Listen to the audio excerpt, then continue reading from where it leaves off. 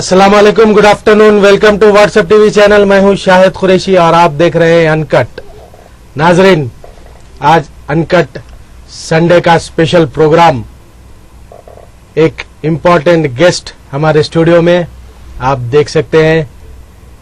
मजलिस बचाओ तहरीक के सदर मजीदुल्लाह खान फरख मौजूद है हमारे स्टूडियो में और आज वो बात करेंगे हॉट टॉपिक जो इस वक्त चल रही है हिंदुस्तान की, यूनिफॉर्म सिविल कोड क्या लागू करने के लिए मरकजी नरेंद्र मोदी की हुकूमत ने तय कर लिया है। इस पर बात करने के लिए मजीदुल्लाह खान फरख हमारे स्टूडियो में मौजूद है, हम बात करेंगे उनसे। आइए सबसे पहले, जैसा कि आप जानते हैं अनकट की जो खबरें होती है इंपॉर्टेंट, उस पर हम मुख्तसर सी खबरों पर रोशनी डाल देते हैं और वो ये है कि यूपी और वेस्ट बंगाल में पिछले 3 दिन से कम्युनल वायलेंस चल रहा है, फिरके वाराना फसाद चल रहे हैं। खैर, फिरके वाराना फसादात को बताकर इसे बढ़ावा देना अच्छी बात नहीं होती है, कोई चैनल्स को ये मौजू भी नहीं रहता है, लेकिन आवाम तक सच्चाई पहुंचाना जरूरी है। इन खबरों को इतना दबा दिया गया है कि किसी भी नेशनल चैनल पर देख लीजिए, किसी भी अखबारात में देख लीजिए, ये खबरें आवाम के सामने नहीं आई, जानबूझकर नहीं लाया गया।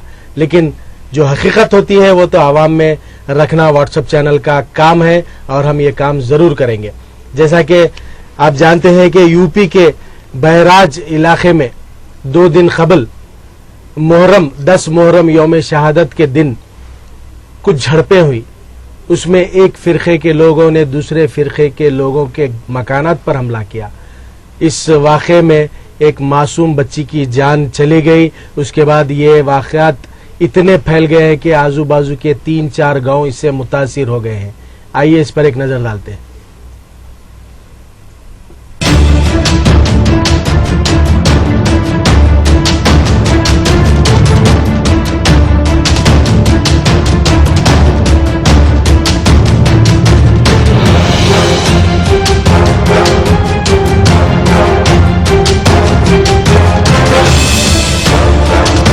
उधर से आग लगावे शुरू की ने भाई से आग लगाते चले गए।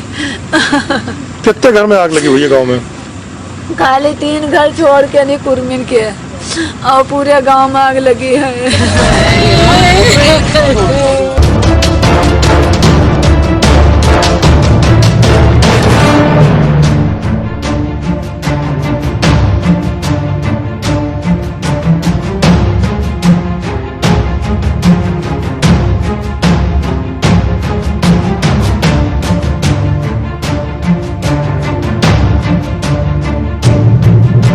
इसमें जो भी इससे रिलेटेड लोग होंगे, इससे जुड़े होंगे, जिनके कारण ये हुआ होगा, उन पर कड़ी से कड़ी कार्रवाई होगी। बल्कि यहाँ के एसओ को सस्पेंड भी कर दिया गया।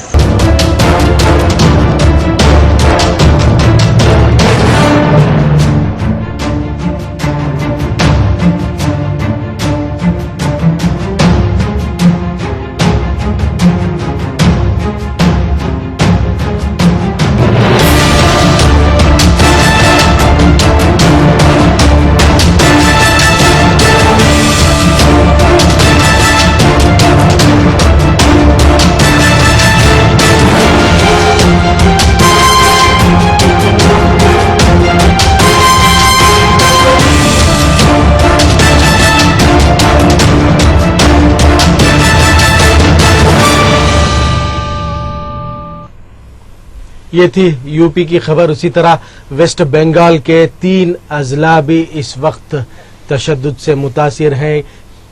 मकानात को नुकसान पहुंचाया गया, गाड़ियां जलाई गई मकानात पर, और एक फिरके के लोगों ने दूसरे फिरकों पर हमले भी किए। ये भी एक बार देख लीजिए।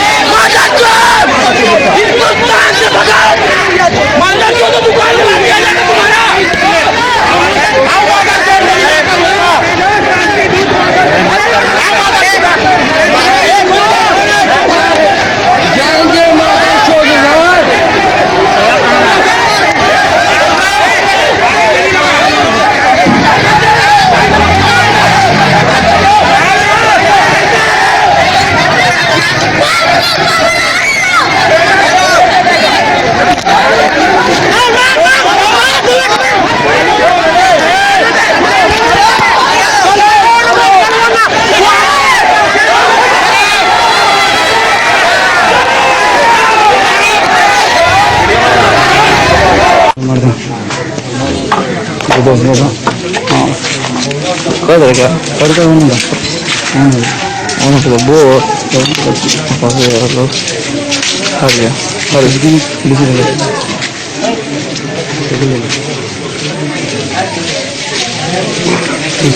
ले लो ने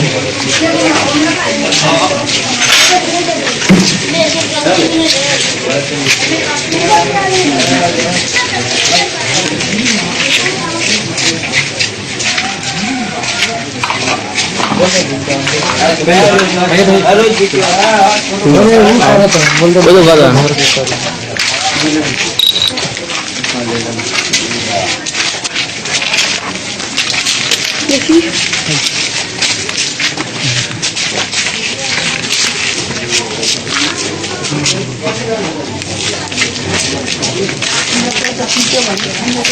दोनों तो रिक्शे कोना में छुई गई है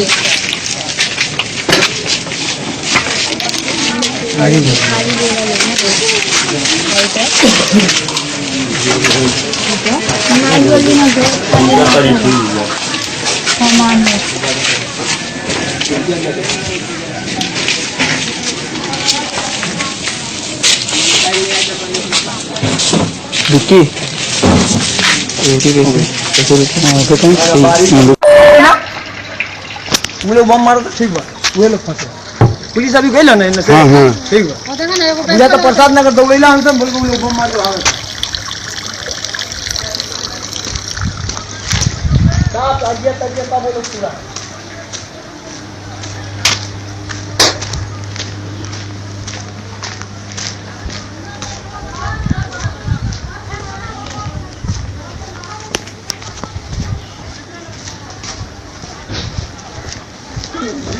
हाँ वो पासू बम मार लगा पुलिस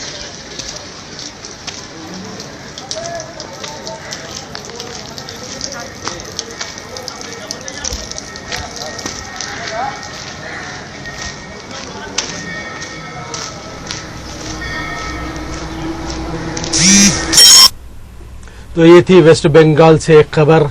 अब हम बात करते हैं यूपी की ही एक अफसोसनाक वाकया वहां पर कल पेश आया। जैसा कि आप जानते हैं खुसूसी पूजा थी दुर्गा निमज्जन के बाद वाराणसी के रिवर बैंक्स गंगा के रिवर बैंक्स राजघाट ब्रिज पर भगदड़ मच गई जिसमें 24 इंसानों की मौत वाक़ई हुई है। ये भी एक बार नजर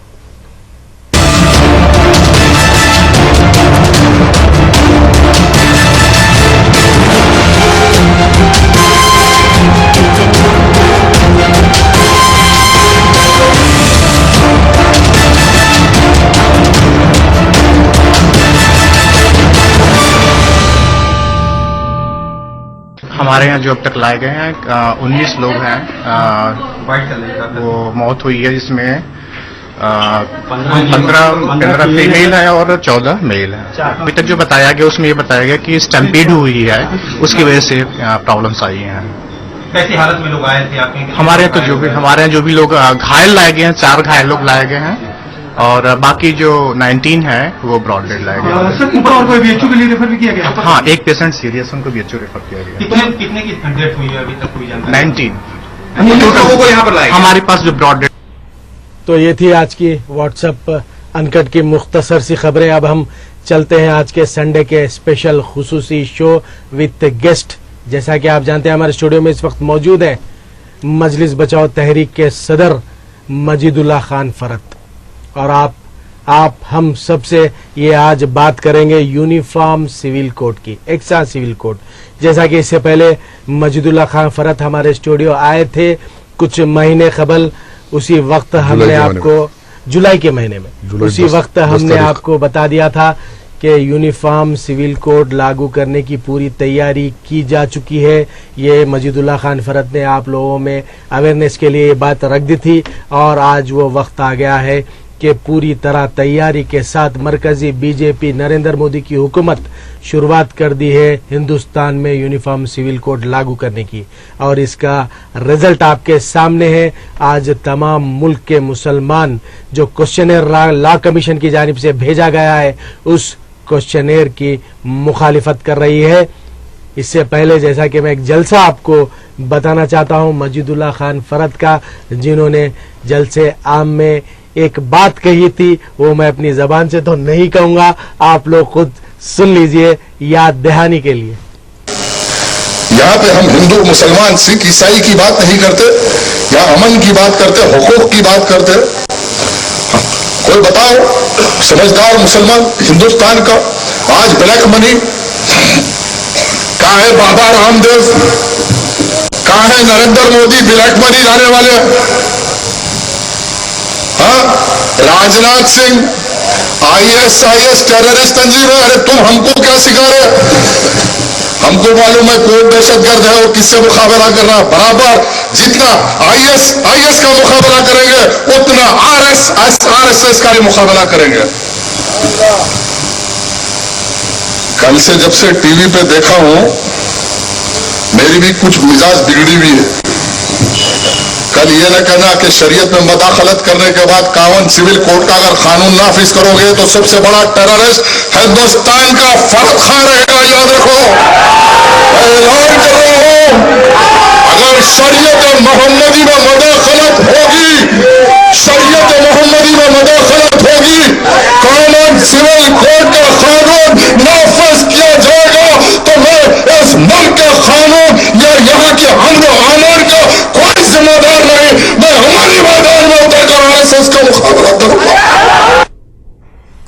तो ये थे मजीदुल्लाह खान फरद, जिन्होंने कुछ दिन कबल जलसे आम में ये ऐलान कर दिया था। वो ऐलान आपने सुना है, आज हमारे स्टूडियो में मौजूद है फरद खान साहब। मैं आपको हमारे चैनल की जानिब से, व्यूवर्स की जानिब से, व्हाट्सएप चैनल के अनकट में आपका खैर मकदम करता हूं। तो क्या आप उस बात पर कायम है जो आपने ऐलान किया था, यूनिफॉर्म सिविल कोड अगर लागू होगा तो आप क्या बनेंगे? पहली चीज लागू होगा। अच्छा, मैं ये ऐलान करता हूं कि हिंदुस्तान में कोई हुकूमत, चाहे वो आज बीजेपी की है, कल इससे सख्त हुकूमत RSS की हो जाएगी। इसके बावजूद भी हिंदुस्तान में यूनिफॉर्म सिविल कोड कोई तरतीब दे सकता ना नाफिज कर सकता। अब यूनिफॉर्म सिविल कोड का जो प्रोसीजर है जी, पहले उस पहलू पे गुफ्तगू करते हुए कि यूनिफॉर्म सिविल कोड का जो नजरिया रखने वालों का ने कोई यूनिफॉर्म सिविल कोड का खाका है ना, आइन के मुताबिक किसी जमहूरियत में कानून को तरतीब देने के लिए जो पार्लियामेंट कायम है, उस पार्लियामेंट में किसी एतबार से, कानूनी एतबार से, आइन के मुख्तलिफ गोशों के मुताबिक यूनिफॉर्म सिविल कोड का कोई कानून कायम करना, कानून बनाना पार्लियामेंट में नामुमकिन है जी। मैं बिलखुसूस जो मुसलमानों में आज जो एहसास पैदा करने की कोशिश की जा रही है, उसे यही कहूंगा कि ये एक सोचा समझा मंसूबा है बीजेपी और RSS की जानिब से, संघ परिवार की जानिब से।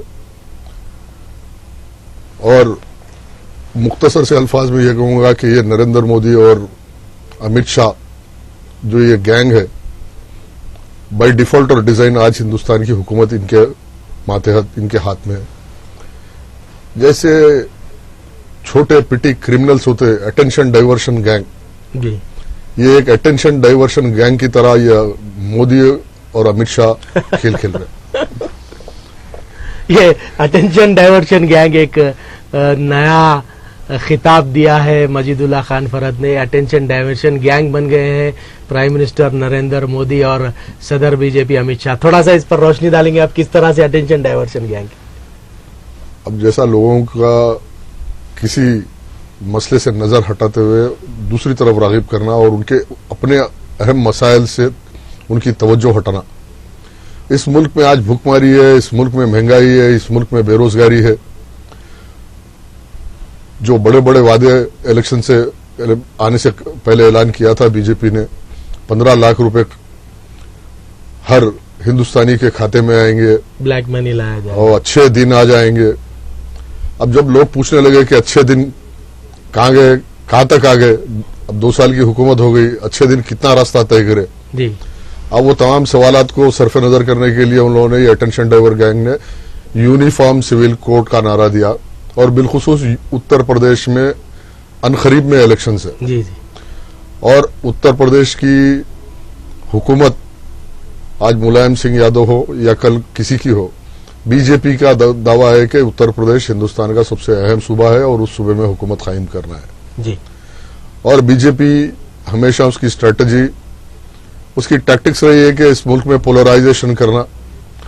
कभी हार्डकोर हिंदुत्व के नाम पर विश्व हिंदू परिषद, हिंदू वाहिनी और उनके सिस्टर तंजीमों की जानिब से फिरका वाराना झगड़े, अभी आपके टीवी चैनल पे दिखाए कि यूपी में फसादात हो रहे हैं, वेस्ट बंगाल में फसादात हो रहे हैं जी। ये हार्डकोर एलिमेंट्स के जरिए ये काम करते हैं और जब आते तो ये एक मॉडरेट फेज बना के सबका साथ सबका विकास ये नारे, जी।